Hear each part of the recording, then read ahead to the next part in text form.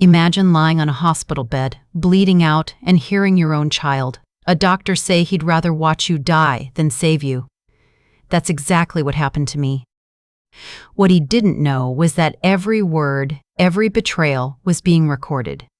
Before I reveal how I turned the tables on my son and his wife, make sure to subscribe and hit the notification bell so you never miss stories like this. Now, let me take you back to the night everything began. My name is Margaret Harris, though everyone calls me Maggie. I'm 69 years old, and for most of my life, I believed I had raised my son right. I worked 40 years building a real estate empire brick by brick, grinding through 18-hour days so my boy Daniel would have every opportunity I never did. Private schools, an Ivy League medical degree, and even his very first clinic handed to him as a gift the day he graduated. I thought I had raised a healer. What I actually raised was a vulture. It started on a bitter October night in Chicago. I woke at 3 a.m. to searing abdominal pain that ripped through me like fire. Moments later, blood poured from my mouth, splattering the hardwood floor. My neighbor, Mr. Adler, heard my collapse and dialed 911. By the time I reached the ER, my blood pressure had bottomed out. The doctor, Dr. Matthews, delivered grim news. I had massive internal bleeding and needed a transfusion immediately. Here was the catch. I'm O negative, the rarest of blood types. The hospital's reserves were nearly empty. Unless they found a compatible donor within the hour, I wouldn't live to see sunrise. Mrs. Harris, Dr. Matthews said gravely, your son has the same blood type. We've already called him. When I saw Daniel stride into the ER in his pristine white coat, relief washed over me. My son. My pride. A cardiovascular surgeon with 20 years of experience, who better to save me? I whispered through the mask, Danny, please. Dr. Matthews didn't waste time. Dr. Harris, your mother's life is at stake. Will you donate? Daniel looked at me, not with love. Not even with pity. His eyes were as cold as winter glass. He let the silence hang before spitting out the words that would haunt me forever. I'd rather die than save a failure like you. The room froze. The nurse gasped. Dr. Matthews stammered. She's your mother. Exactly, Daniel sneered. And the sooner she's gone, the better for everyone. Especially me. I thought the hemorrhage was killing me, but those words cut deeper than any scalpel. My own son condemned me as I bled out. By some miracle, they located another donor at a nearby hospital. I survived the surgery. But that survival came at a cost, because now I knew the truth about my son. He didn't just want me dead. He needed me gone. I played weak for the next 5 days in the hospital, pretending I could barely speak, slurring words, feigning confusion. And it worked. Daniel and his wife, Veronica, whispered in my room, confident I was too sedated to understand. What if she recovers? Veronica hissed. She won't, Daniel said flatly. We'll move her to St. Jude's nursing facility next week. Once she's declared incompetent, I'll be her guardian. We'll control everything. Her bank accounts, the properties, the lake house. Nearly $1 million in liquid cash. Done. And Chloe? Veronica asked, meaning my granddaughter, the only one in that family who ever showed me love. Chloe's a kid, Daniel snapped. We'll ship her off abroad if she makes noise. They thought they were safe, planning my destruction 2 feet from my hospital bed. But I had a secret. For 6 months, I'd been recording everything in my home and even carried a pocket recorder on my lawyer's advice.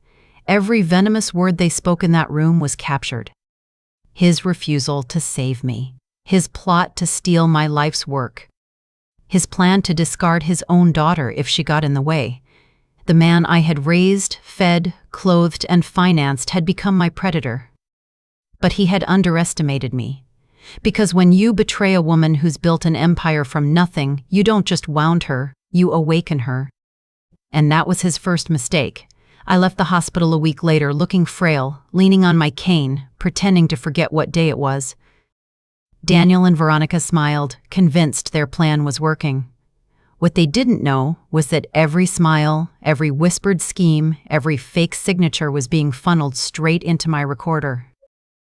The first thing I did once home was meet Frank Miller, my longtime private investigator. Frank was sharp, discreet, and owed me a few favors. Over steaming coffee in a quiet diner, I slid the recorder across the table. "Play it," I said. He listened, face tightening with every word of Daniel's betrayal. When the recording ended, Frank leaned forward. "Maggie, your son's not just cruel. He's desperate. Men like that make mistakes. I'll find them." And he did. Within days, Frank uncovered mountains of dirt. Daniel had lost not one but 3 malpractice suits, totaling over $500,000 in damages. He had performed unnecessary surgeries on elderly patients, leaving some permanently injured. Veronica, a lawyer herself, had helped bury the evidence, going so far as to divert client money into Daniel's defense fund. Together, they were drowning in debt. My fortune wasn't just a luxury to them, it was their only lifeline. But debt wasn't their only crime. Frank found that they'd already tried forging my signature to transfer my rental property in Wicker Park into a shell company they controlled. Only my estate lawyer, Mr. Prack Davies, had caught the discrepancy and stalled the transfer. The picture was clear. They weren't waiting for me to die. They were actively erasing me while I still breathed. I sat in my living room that night, listening again to Daniel's cold words at the hospital. "I'd rather die than save a failure like you, my own son. My own blood. I had built him into a doctor, and he had turned into a predator. It wasn't enough to expose him. I wanted him to admit everything, to damn himself beyond repair." That's when my lawyer, Gonzalo Ferrer, proposed the trap. "Pretend you're slipping further," he said during a hushed meeting. "Act confused. Say you want to settle your will before it's too late. Invite them here and let them talk. We'll be listening." I agreed. The next day, my apartment became a stage. Tiny cameras were hidden in frames and flower pots. Microphones were tucked into lamps and clocks. Even my father's old wall clock carried a wire inside. The room was quiet, but it was ready. Then came the call. I picked up my landline, my voice trembling with false confusion. "Danny, I need you." "I'm afraid I'll forget. I want to give away my things before I die." His voice, syrupy and fake, came through the receiver. "Don't worry, Mom. Veronica and I will come tomorrow. We'll help you with everything." The following afternoon, they arrived dressed in black suits, pretending to care. I opened the door in my robe, hair tangled, acting as if I barely recognized them. "Daniel?" "Oh, and you must be Valerie. It's Veronica, Mrs. Harris," she said sweetly, her eyes gleaming. They sat me on the sofa. Daniel leaned close. "Mom, you said you wanted to talk about your will?" I shuffled papers nervously, pretending I couldn't find what I needed. I don't remember how many houses I have. Or the bank money, so much money I forget. Veronica smiled, pretending to soothe me. "Don't worry, Maggie. Daniel can handle everything. All you need to do is sign a few papers. A power of attorney, maybe transfer the properties to his name. That way you'll have peace of mind."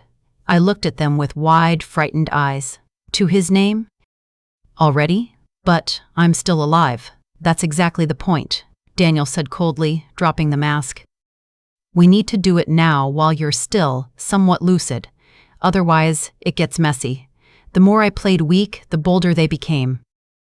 They confessed to debts, lawsuits, even their plan to ship my granddaughter Chloe overseas so she couldn't interfere. "She's 16, Veronica said. "What's she going to do? Cry? By the time she realizes, the estate will be ours."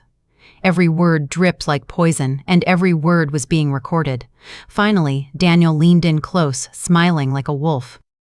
"Mom, the truth is, we've been preparing this for months. You're losing your mind, and it's time to hand everything over. The sooner you accept that, the easier it will be." I nodded, shaking as if broken. Then I stood, shuffled to my desk, and pulled out my phone. "There's something I need to show you first." Daniel frowned. "What are you doing?" I dialed one number. Gonzalo, you and Mr. Davies can come up now. We've got everything we need. The knock came instantly. My lawyer, my estate attorney, and two others stepped inside. Detective Miller and District Attorney Chen. Daniel's face drained of color. Veronica's hands trembled. "What's going on?" she demanded. I pointed to the cameras hidden in plain sight, finally revealed by the open curtains. "Every word you just spoke was recorded. Your fraud. Your conspiracy. Your cruelty. It's all here." Detective Miller stepped forward, badge flashing. "Dr. Kanba. Daniel Harris, Mrs. Veronica Harris. You're under investigation for multiple felonies, including fraud, forgery, and medical malpractice." Veronica's composure cracked. "This is insane. She's senile." "You can't take her word." "Really?" The DA cut in sharply. "Then explain why we already have documents with your forged signatures, fraudulent medical certificate signed by your associate, and audio of you both plotting to commit her." Daniel tried one last time, voice cracking. "Mom, please, this is a misunderstanding." But I looked him dead in the eye, voice strong for the first time in weeks. "You sentenced me the moment you denied me your blood. Now it's my turn." The handcuffs clicked shut. For the first time in my life, I didn't feel like Daniel's mother. I felt like his executioner. The silence after they were let out in cuffs was deafening. My living room, once a stage for their lies, had become an interrogation chamber. For 2 hours, I laid out everything I had gathered: recordings, forged papers, testimonies. Detective Miller wrote furiously while District Attorney Chen cross-checked evidence against their files. Every word Daniel and Veronica had spoken was nailed down with proof. When the recording from the hospital played, Daniel's voice cold as ice, saying, "I'd rather die than save a failure like you," the DA's face hardened. "Dr. Chain. Harris, this isn't just fraud," she said. "It's a violation of your oath as a doctor. You're finished." The media storm hit fast. Headlines screamed, "Surgeon refuses blood to save mother. Doctor and lawyer wife conspired to rob elderly parent." Overnight, the Harris name became poison. Rush University Medical Center revoked Daniel's license within days. The Illinois bar suspended Veronica. Their friends disappeared. Their empire collapsed. But the hardest part wasn't the legal war. It was Chloe. At 16, she showed up at my door with a small suitcase, eyes red from crying. "Grandma," she whispered, "is it true?" Did Mom? I couldn't lie to her. "Yes, sweetheart. They did terrible things. But you must know, none of this is your fault."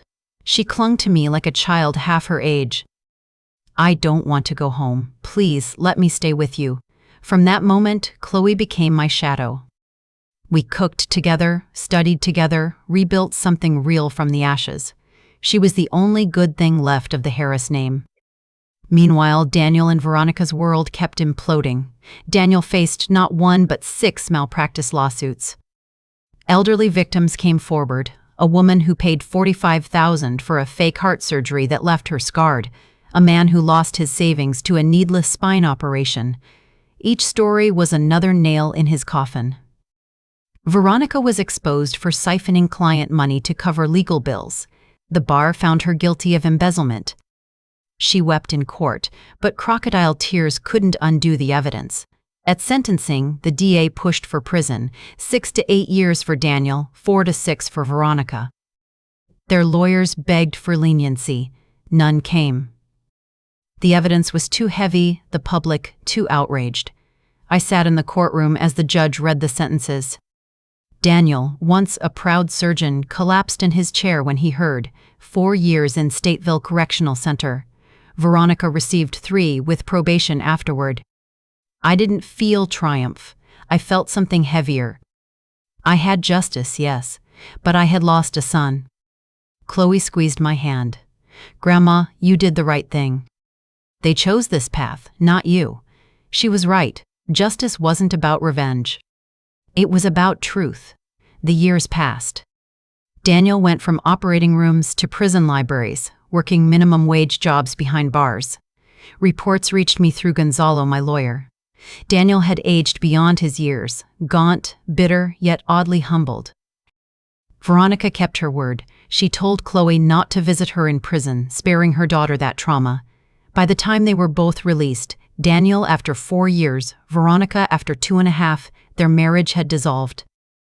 They went their separate ways, stripped of titles, careers, and wealth. 2 predators turned into nobodies. Daniel now works as a clerk in a corner pharmacy, living in a 1-room apartment in Chicago's South Side. Veronica found work as a receptionist at a veterinary clinic. They live like ghosts, shadows of the people they once pretended to be. And Chloe? She blossomed. At 19, she enrolled in Northwestern University to study medicine, the same institution where her father trained, but with a heart he never had. "I want to be the doctor Dad should have been," she told me one evening as we shared dinner. Those words broke me in the best way. She was proof that bloodline doesn't decide destiny, choices do. As for me, I recovered. Not just from the hemorrhage that nearly killed me, but from the illusion that family means unconditional trust. I volunteer now, speaking to seniors about financial abuse, teaching them that even those closest can be wolves in disguise. My story has become my weapon. Then came the letter. Daniel, released from prison, sent it through my lawyer. The handwriting was shaky, the words soaked in regret. He begged forgiveness, said prison had broken him, that he finally understood the monster he had become. I read it twice, then I wrote back, "Daniel Harris was my son once. But he died the night he looked me in the eye and chose my death over his blood. Whoever wrote me this letter may be sorry, may even be changed, but he is not my son. Not anymore." I showed the letter to Chloe. She nodded quietly. "Grandma, sometimes forgiveness isn't about letting them back in. It's about letting yourself move forward." She was right, and in that moment, I knew the legacy I would leave. Not my properties, not my money, but the strength to fight back, the courage to stand alone, and the will to protect what truly matters. Daniel thought he could steal everything from me, my fortune, my freedom, even my life. Instead, he gave me something greater, the chance to rise, to protect my granddaughter, and to prove that betrayal doesn't end a story. It begins one. So here I stand, 3 years later, stronger than ever. A survivor, a fighter, and above all, a grandmother who will never again let wolves masquerade as family. And as I look at Chloe studying late into the night, determined to heal others, I finally understand. The son I lost gave me the granddaughter who will carry my legacy forward. That is justice. That is victory. If this story struck you as deeply as it struck me, support us with a like, subscribe to the channel, and share your thoughts in the comments. What would you have done if your own child betrayed you like this? And if you're ready for another jaw-dropping tale of betrayal and revenge, click the next store.